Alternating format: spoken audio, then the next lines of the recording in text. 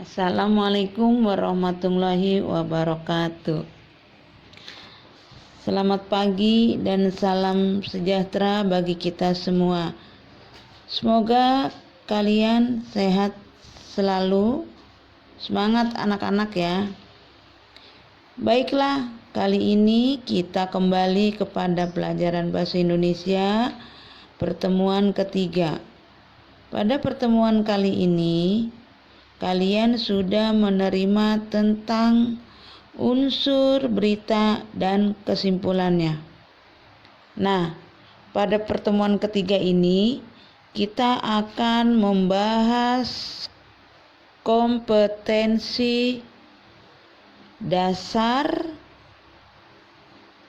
3.2 yang di dalamnya menelaah struktur kebahasaan, dan di dalamnya kita juga akan membahas tentang ciri-ciri ketatabahasaan.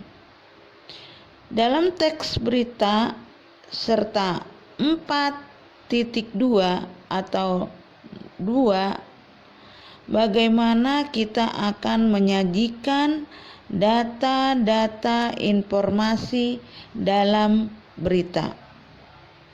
Nah, selanjutnya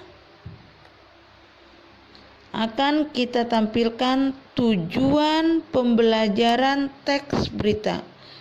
Tujuan pembelajaran teks berita di sini ada 2. Yang pertama, mengetahui bagaimana struktur cerita itu,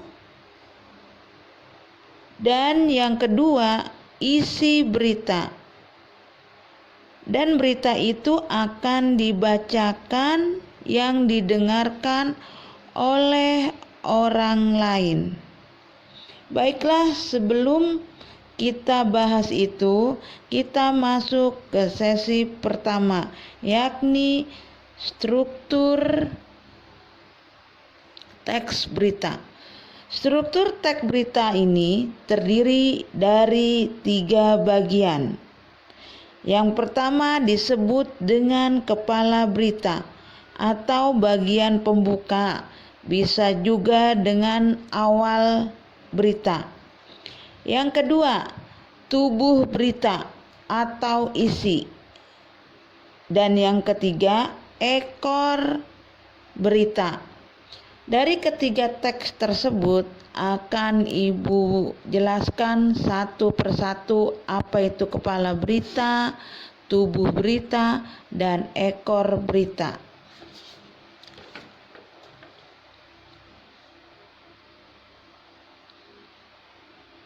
Kepala berita bisa disebut juga dengan awal atau pembuka, yaitu penyampaian informasi kepada orang lain yang isinya hanya mengawali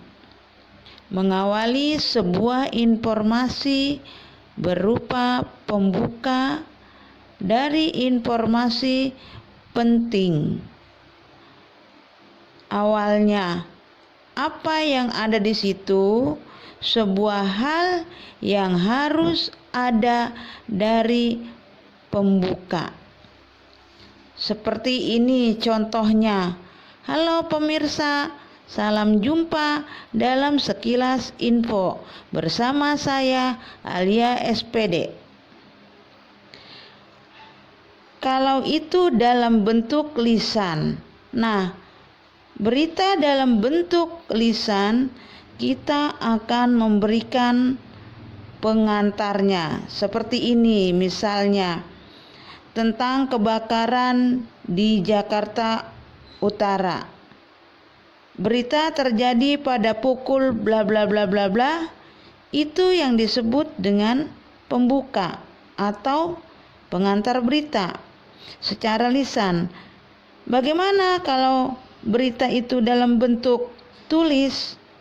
Biasanya dalam bentuk tulis ini langsung kepada informasi pengantarnya. Pengantar itu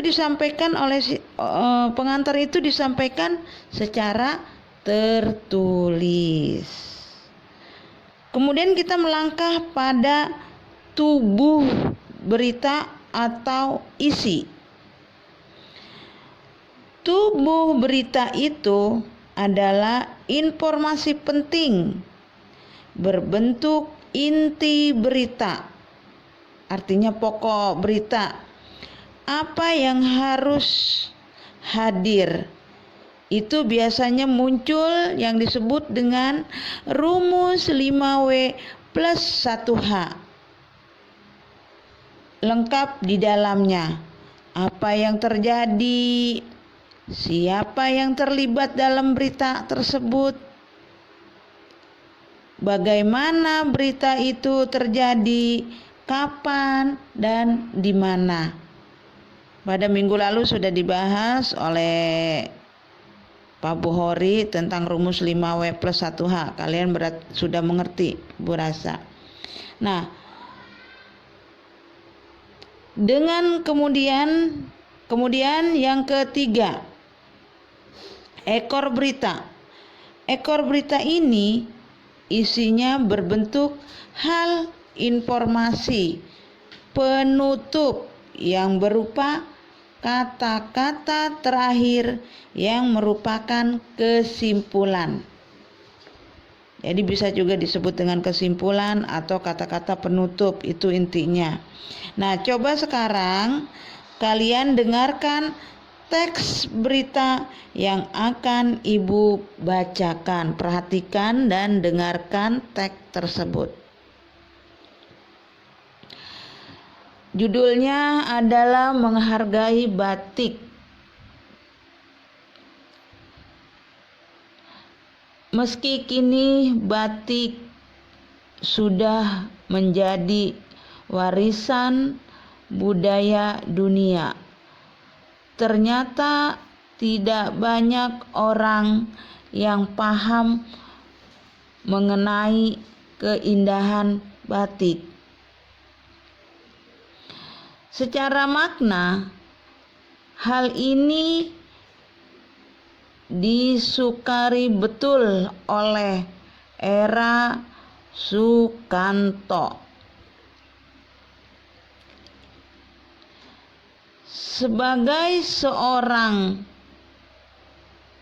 desainer batik Indonesia, dalam pemaparannya di acara Engkang Batik Simbol White Era Sukamto and Communication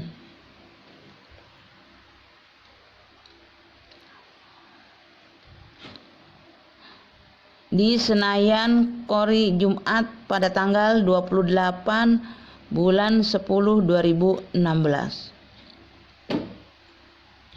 Selama ini, pengembangan batik selalu ada dalam teknik dan harga, namun tidak dalam submental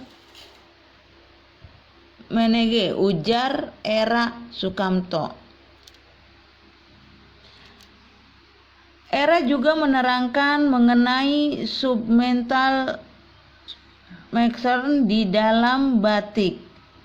Ternyata setiap corak batik yang ada memiliki berbagai makna dan interpretasi yang menjadi kekayaan tersendiri bagi bangsa Indonesia.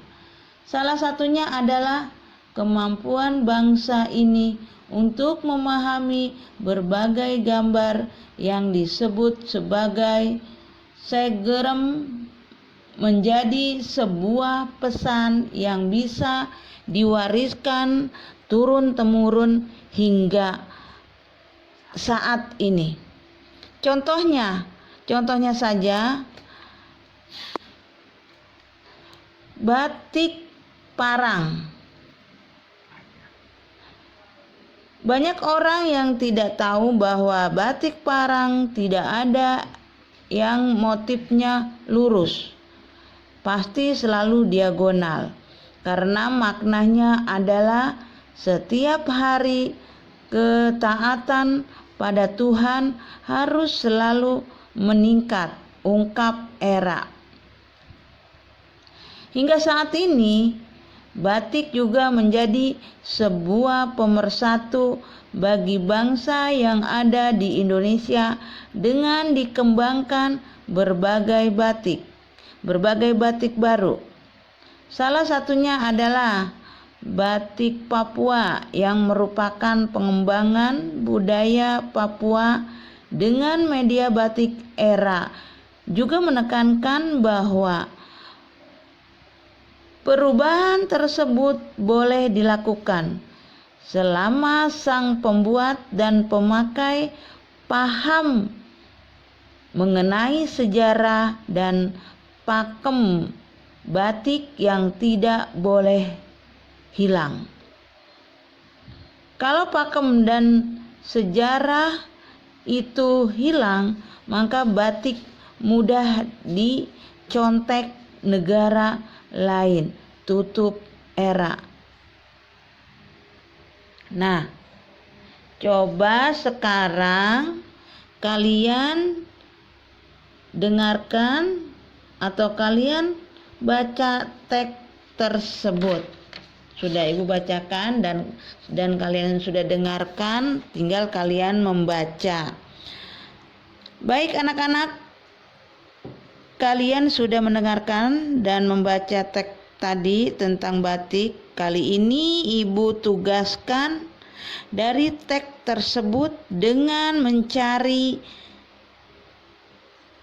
ketiga struktur tersebut yang terdiri dari kepala berita atau awal dari berita tersebut. Selain itu, kalian cari juga tubuh beritanya atau isinya.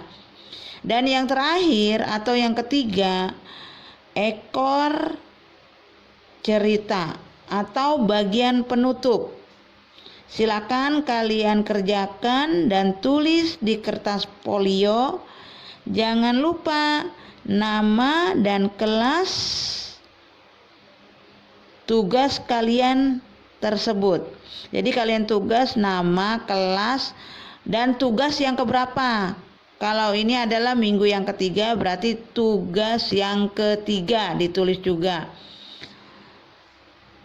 Sebelum Ibu tutup, minggu berikutnya masih ada satu pokok bahasan lagi, yaitu menulis teks berita. Demikianlah anak-anak.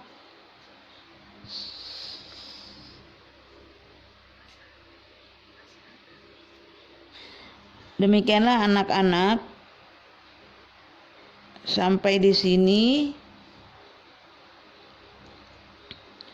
kita akan bertemu kembali pada minggu berikutnya, yaitu tentang menulis teks berita. Kalau dilanjutkan nanti terlalu banyak kalian buka YouTube, oleh karena itu satu pokok bahasan saja dulu tentang struktur teks berita. Minggu depan kembali kepada menulis teks berita. Selamat mengerjakan dan Ibu akhiri dengan Assalamualaikum warahmatullahi wabarakatuh.